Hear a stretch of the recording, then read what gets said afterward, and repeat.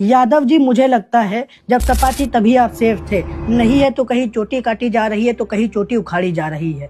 ये बात गलत नहीं, एकदम सही है। इससे कुछ दिन पहले जो इटावा में हुआ उसे आप सभी लोगों ने देखा कि कैसे एक यादव समाज के भगवताचार्य व्यास कथावाचक मुकुटमणि यादव जी के साथ कुछ ब्राह्मणवादी विचारधारा के दबंगों द्वारा मारपीट करी गई, उनकी चोटी काट दी गई, सिर मुड़वा दिया गया, नाक रगड़ाई गई और अपमानजनक व्यवहार भी किया गया।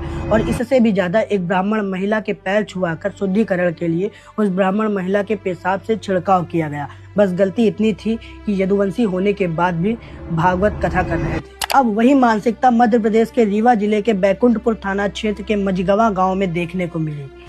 रोहित यादव नाम के एक नौजवान की चोटी उखाड़ दी गई, एक ब्राह्मणवादी विचारधारा रखने वाले दीपक पांडे द्वारा ये कहते हुए कि मैं ब्राह्मण हूँ और तुम यादव हो, तुम्हें चोटी रखने का कोई अधिकार नहीं है। आज चोटी रखोगे और कल कथा बांचने लग जाओगे। इन दोनों घटनाओं को देखने के बाद मुझे जो एक बात समझ में आई है वो ये है कि बात धर्म पर नहीं, इनके धंधे पर आ गई है।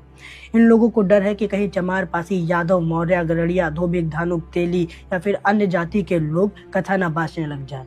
वैसे रोहित कोई कथा बांचने की बात नहीं कर रहा था, वो तो केवल सनातन धर्म जिसे लोग बचाने की बात कर रहे हैं। और हनुमान जी जिन्हें लोग पतंग बनाकर उड़ा रहे हैं, उनकी भक्ति में 7 सालों से शिखा धारण किए हुए था, जो कि अभी 12 इंच लंबी हो गई थी। जिस शिखा के लिए चाणक्य ने धनानंद का पूरा साम्राज्य खत्म कर दिया, उस शिखा का कैसा सम्मान हुआ। जब रोहित इसकी शिकायत दर्ज कराने बैकुंठपुर थाने गया होगा तब उसने सबूत के तौर पर ये चोटी दिखाई होगी। तब वहाँ के पुलिस के एक मुंशी ने कथित तौर पर कहा कि इसको डस्टबिन में डाल दो। ऐसी तो हमारी पुलिस है, जिस पुलिस को सबूत ढूंढना चाहिए वो सबूत को डस्टबिन में डालने की बात कह रही है। और ये हो किसकी सरकार में रहा है? मध्य प्रदेश के मुख्यमंत्री मोहन यादव की सरकार में। एक तरफ कहते हैं जात पात की करो विदाई, हम सब हिंदू भाई भाई, और दूसरी तरफ जनेऊ तोड़ने की बात बाहर आती है, चोटी काटने की बात बाहर आती है, मंदिर पर पेशाब चटवाने की बात बाहर आती है। जब हम सब हिंदू भाई भाई ही हैं, जब हम लोग मनु के मानुस ही हैं, तो हमको भी जनेऊ पहनने दो, पुजारी बनने दो, कथा करने दो, शंकराचार्य बनने दो, किसी पीठ स्थान पर बैठने दो। जब हम सब भाई भाई ही हैं